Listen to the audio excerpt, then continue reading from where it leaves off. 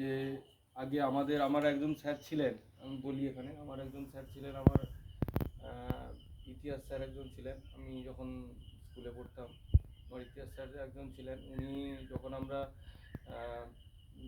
Class 10-এ যখন farewell নিতে যাই, উনি আমাদের জড়িয়ে ধরে একটাই কথা বলেছিলেন যে চারিত্রিক দিক মানে সামাজিক দিক থেকে, সামাজিক দিকটা তোমাদের আগে উন্নতি করো, সামাজিক দিকে আগে বড় হও। পুঁথিগত বিদ্যায় অনেকে অনেকে বড় হতে পারে, অনেকে শিক্ষিত হতে পারে, অনেকে সমাজকে উন্নতির পথে নিয়ে নিয়ে যেতে পারে, কিন্তু তুমি তুমি যদি সামাজিক দিক থেকে যদি নিজেকে না করতে পারো, চারিত্রিক দিক থেকে যদি তুমি নিজেকে না করতে পারো, তুমি কিন্তু সমাজে কোথাও গিয়ে দাঁড়াতে পারবে না। এই কথাটা বলেছিলেন। এই কথাটা আমার আজও মানে স্যার আমাদের স্কুলে আর নেই, আমাদের স্কুল থেকে রিটায়ারমেন্ট নিয়ে, রিটায়ারমেন্ট না, আমাদের স্কুল থেকে ট্রান্সফার নিয়ে অন্য স্কুলে গেছেন স্যারের বাড়ির কাছে, কিন্তু স্যারের কথাটাও আজও কানে বাজে আমার। এই আজকে চারিদিকে চারপাশে যা হচ্ছে এইগুলো দেখে আজও আমার কানে বাজে। তো এই কথাই বলবো যে পশু পাখিকে ভালোবাসো। আর ব্যাপারটা হচ্ছে সামাজিক, আমাদের সমাজে বেঁচে থাকতে হলে পশু পাখি এবং আমাদের বন্যপ্রাণ খুবই জরুরি, কারণ আমাদের সমাজের সঙ্গে মানে আমাদের জীবনের সঙ্গে এরা ওতপ্রোতভাবে জড়িত। এদের মানে অবদান ওতপ্রোতভাবে আমাদের সঙ্গে মানে আমাদের জীবনে ওতপ্রোতভাবে আছে।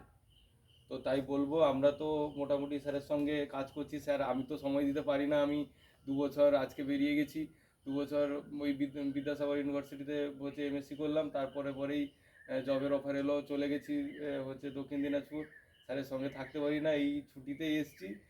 যতটা মানে পারি স্যারকে সাহায্য করার চেষ্টা করি, বাইরে থেকে স্যারের মানে বাইরে থেকে যতটা পারি সাহায্য করার চেষ্টা করি। এসে তো 2-4 দিনের ছুটি নিয়ে এলেও স্যারের সঙ্গে একবার দেখা করার চেষ্টা করি, তবুও কোনো কোনো সময় হয়ে ওঠে, কোনো সময় হয়ে ওঠে না, কারণ বাড়িতেও কাজ থাকে অনেক।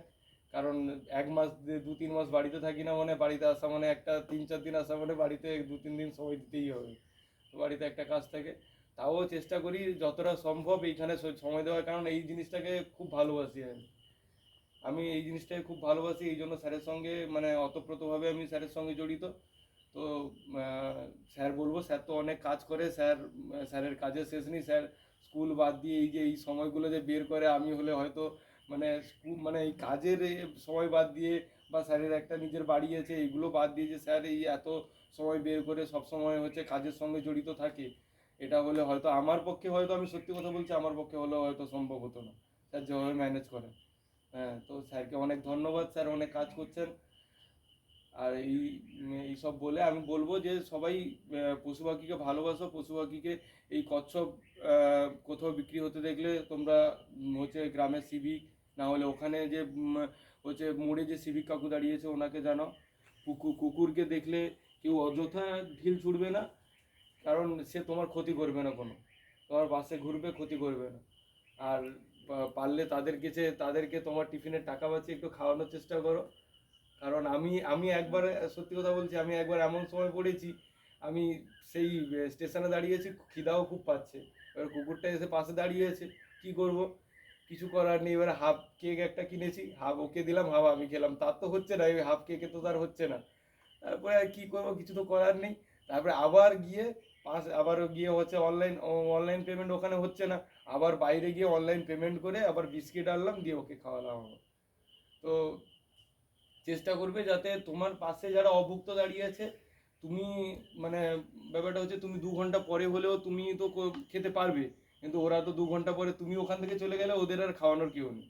তো তোমার যদি ওই চিন্তা ভাবনাটা থাকে যে ওদেরকে আমাকে খাওয়াতে হবে, খাইয়ে যে ওদেরকে আমাকে যেতে হবে, তো মোটামুটি ওদেরকে একটু খাওয়ানোর চেষ্টা করবে। কারণ আমরা স্ট্রিট ডগ মানে কুকুর আমরা নিয়ে এসে বাড়িতে পুষি, কিন্তু স্ট্রিট ডগদের আমাদের স্যারের যে চিন্তা ভাবনা, যে স্ট্রিট ডগদের আমাদের হচ্ছে খাওয়ানো বা ওদের যে রক্ষা করা, ওই চিন্তা ভাবনাটা সত্যিই খুব ভালো।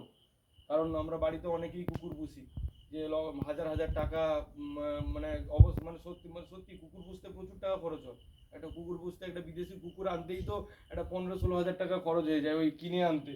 তারপরে তো ওর ভ্যাকসিনেশান A to Z, ওকে সঙ্গে করে নিয়ে ঘোরা, ট্রাভেলিং করা, ওর যে চার্জ যে খরচ হয়, মানে একটা মানুষ যদি ট্রেনে ট্রাভেল করে আর একটা কুকুর যদি ট্রাভেল করে, তার অনেক হ্যাপা। একটা কুকুরকে ট্রেনে ট্রাভেল করানোর জন্য তার যে চেকিং করা হয়, সে মানে বিশাল বিশাল ব্যাপার, তাকে নিয়ে গিয়ে ওখানে চেকিং করা, করা।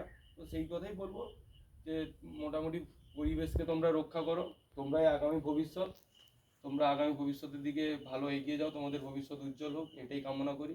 এটাই কামনা করে আমার ছোট্ট বক্তব্য শেষ করছি। ঠিক আছে।